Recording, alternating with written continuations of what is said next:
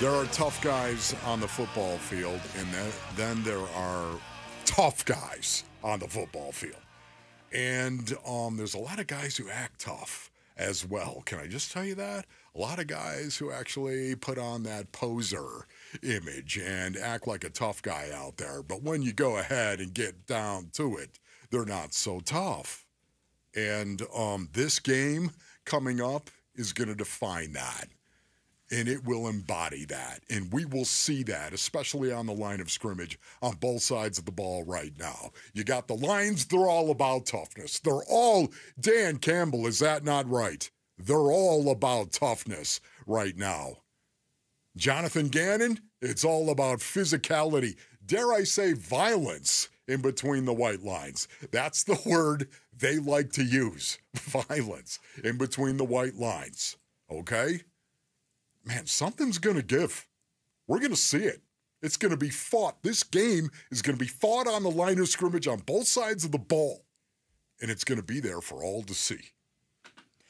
Detroit's coming off a loss, too. So there's not even this thought of, maybe you'll sneak up on Detroit a little bit. I don't know if that's really a thing this early in the season, but it's not like Detroit's cruising to 2-0. They already had all their preseason hype. A lot of people picked them as like the trendy team to go to the Super Bowl. They're coming off a loss. And in that loss, somehow, Aiden Hutchinson still had 4.5 sacks. Here's Drew Petzing on Aiden Hutchinson. Like any unit, no matter how talented they are, has a best player. I think for them, that's certainly him. I mean, he had 4 sacks, I think, this past weekend. So he's dynamic in the pass game for sure. You see the statistics, I think, and my guess is he would say this, he's just as effective in the run game. I mean, he takes no plays off. He plays with extremely high motor. I mean, he's one of the best defensive ends in the league. So, we have to be aware of him as we do the other 10 guys on the field. But certainly if you're going to, rank him out, he's at the top of that list in terms of what we need to pay attention to. 5.5 sacks through 2 games for him. Yeah, 5.5, I know. That is the problem with Aiden Hutchinson. That's the thing you don't like about Aiden Hutchinson. Blocking him? No, the fact that, blocking him, period. Doesn't matter if you're throwing the ball or running the ball, he's a problem. He's an issue. And this is the same way with the entire Lions team. Think about this. After 2 games, now base earnings, I like 4. I like 4 games. I like a 4-game sample size. And that's don't tell me what you did in September when we're in December. Don't do that, okay? I like a 4-game sample size. So you always like the most recent 4 games? The most recent 4 games. So even if you have 8 games to work with, you're really just you're looking at the most recent 4. 8 games, not really. I'll take the full 8 on that one. Oh, okay. Okay, because it's really a larger sample size.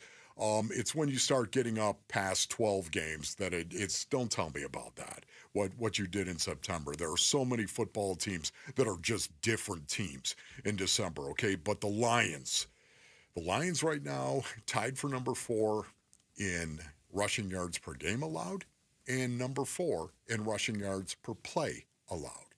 That's what they are through 2 games. 2 games, keep that in mind right now. The Arizona Cardinals tied for number 4 in rushing yards per game as an offense and rushing yards per play as an offense. You put those 2 things together right there and you tell me what you got. You have 2 elite teams right now, according to these metrics, and yet you watch them play and the tape backs it up. 2 elite teams coming in here, top 5 teams. The Arizona Cardinals in terms of running the ball, and the Detroit Lions in terms of stuffing your face when you're trying to run the ball. Do you see the beauty in that? Does anyone understand what's going to happen? This is the 2 toughest kids in school saying, you know what, 8th period, brah. And never do that, my young crunks, by the way. Never, ever do that. But if you do, make sure you say bruh at the end if it drives the point Just saying, has it happened in the past? Yes. Never do it and never accept it. Love on kids. Look for the kid who's sitting by himself and go find him and love on him. This is Dan Campbell yesterday giving Detroit's perspective on playing against the Cardinals. The nature of the way they play, I would say schematically on both sides of the ball, man, it's tricky. They run some things that are not unorthodox. It's just, man, they give you a lot, and they're very active up front. And then offensively, man, they give you a lot of different personnel groups. They play hard. They're physical. Obviously, the quarterback, when he gets out and he runs around, he's dangerous. He's always been that way. So they got some weapons to throw to.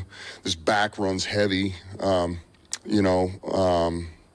defensively, like I say, they can give you multiple looks up front and then coverages as well. So you got to be on it. Now, the good news is we just played a team that gives you a lot of different looks defensively, and so that's actually good. We ought to be primed and prepped a little bit to be able to adjust on the fly.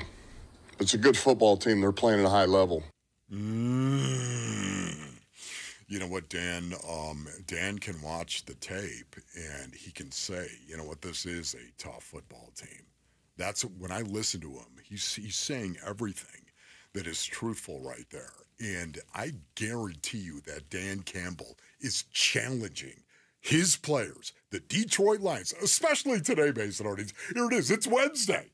It is Wednesday. It's game plan heavy day number 1 for the most part for most NFL teams today, right now.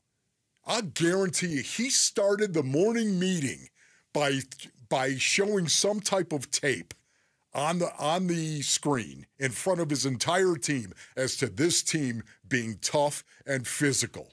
I almost I don't want to say I guarantee it. All right, well, I don't want to say that. How would we ever prove that you were wrong? I know exactly, but honestly, I'm gonna ask Spielman if he does it. All right, I'm going to ask Chris Spielman, if he does it right now, who would not come on the show, okay, because he's Chris Spielman, okay, and Spiels has got these weird idiosyncrasies. Don't get me started. He's been on the show, hasn't he? He at least did like a birthday wish in the to you. off season, Yeah. he'll come on the show, okay, but during the season he won't. Having said all that right now, I'll almost guarantee you that Dan Campbell got up in front of his team and challenged his guys.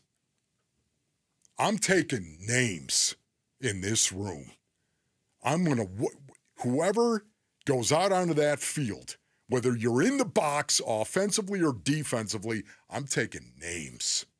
And we're going to show them up here next week.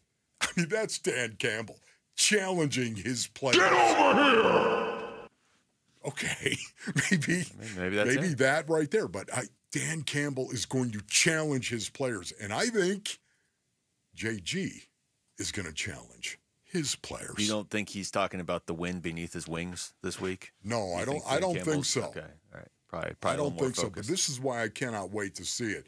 These are going to be 2 hyped football teams when they walk in between those white lines. And not just to see who can beat the other team, but who can beat them, if you know what I mean. You realize it's only Wednesday. Like, how are you going to be on Friday? I know. I told you, though, I was yesterday, I felt the juice. I did.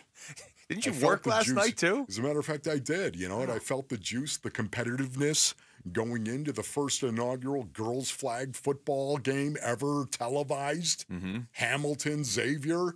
Unbelievable. So excited, actually. Just honored to be there. But the juice and the competitiveness that these girls showed, yeah, man. Interface with the essence of the game of football. That's where I'm at this morning. You must be somewhere. I don't think I even had to say anything that segment. Thanks for watching Wolf and Luke. Tap to see more and click the button in the middle to subscribe to Arizona Sports.